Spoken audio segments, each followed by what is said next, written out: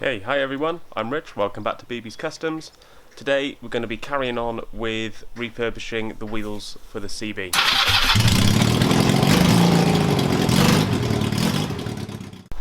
So, last time when we left, I was going over the front wheel with various grades of sandpaper to get the paint off. Basically after about 3 hours of that I got pretty bored, so I decided there's got to be a better way of doing it. So I've been online and I've bought some paint stripper. Now I've used this stuff before on like engine parts and things to get all sorts of different types of paint off, and it works really well. So I'm going to put it on the wheel, on both wheels, leave it for a bit, and yeah, hopefully it'll take it all off and make my life a whole lot easier. Word of warning, if you do use stuff like this, just bear in mind it is horrible, nasty stuff. If you get it on your skin, it'll give you dry, horrible cracked skin. In some cases it might even burn you. This is basically acid to put on paint. It'll chew through rubber, it'll chew through plastic, it'll chew through your hands, so take every precaution you can whilst you use it. So I need to be really careful that I don't get any on the tyres. So I'm going to mask these up, give them a good spray, leave them for a bit, and then hopefully start painting today.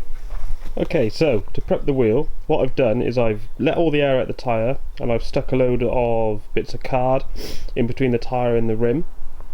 I've seen people do this before with playing cards and things. It's just to try and help any overspray from keeping off the tyre. I've also covered up all the delicate areas with tape. I mean, I know that this is only insulation tape, it won't protect it if it gets totally covered in it. The paint stripper will eat through this, but the idea is be careful where you're aiming and try not to get it on there in the first place. This is just in case I get a little bit of overspray, which I can quickly wipe off and it doesn't go into any of the bearings or where the brake system is, because we don't want that. We just want it on all the rubbish on the outside. So give it a whirl. This is the stuff we're going to be using. High coat paint stripper. Lots of warnings on the back, so we're outdoors, it's nice and breezy, no risk of any fumes. Let's give it a go, see what happens. We've got to put a good layer of this on, leave it for up to 15 minutes to see what happens, and then scrape all the rubbish off and give it a good rinse with water.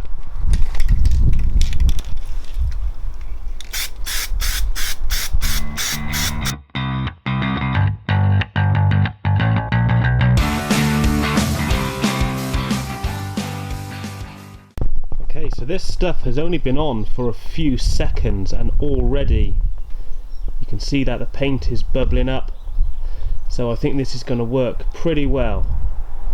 I'll just leave it a little bit longer and then give it a good scrape over with something, I don't know, like an old screwdriver or something. Get all the worst of it off. You can hear it sizzling. I don't know if you can hear that or not, but I can. So yeah, this is looking promising. Okay, so now we are about 10 minutes in, and I mean, this stuff is just falling off. The stuff which was affected by the corrosion underneath just comes off in big chunks. Scrape it off like this. The paint, which was still pretty good, is soft enough now that, you know, you just run a sharp edge over it and it just scrapes off. This paint stripper is definitely the way forwards with this. I think I'll do this every time now. It's so much easier. Okay, so it's been a couple extra minutes. I've done some more scraping and 95% of all the paint is off of that side of the rear wheel. If I bring you over here, I've also done the same to the front.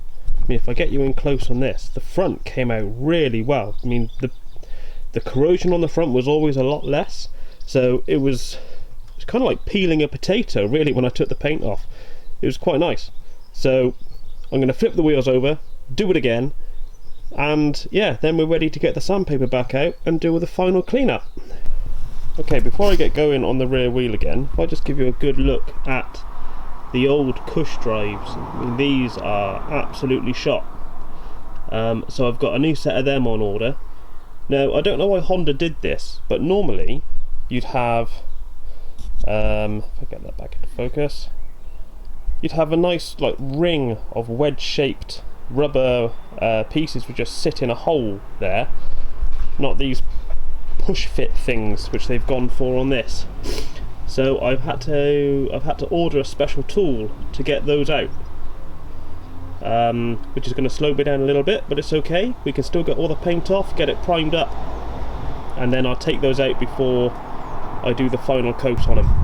So the paint stripper has sped things up a lot, so I've probably still got a good day or so worth of sanding left on these to get them to a position where I can start priming them.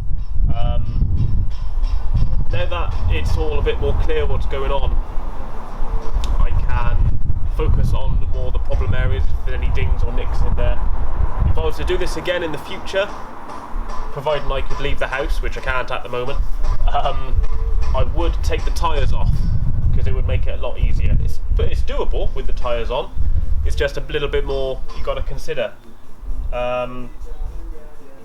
So yeah, next time you see these, they'll be all cleaned up, primed, painted. I will go through the painting process with it, but then when they're back on the bike, it'll be moving on to the exhaust, which I'm quite excited about. So far, the current consensus is looking like it's going to be a 2-into-1 system on there, so I need to figure out how I'm going to do that. So yeah, fingers crossed it's all going to work out alright. Let me know in the comments if there's anything you want to see, particularly with the next one, with getting these ready, or if there's anything you want me to focus on with the exhaust, then I'll make sure I get that in the video. Thanks for your time. I'll catch you next time. Cheers.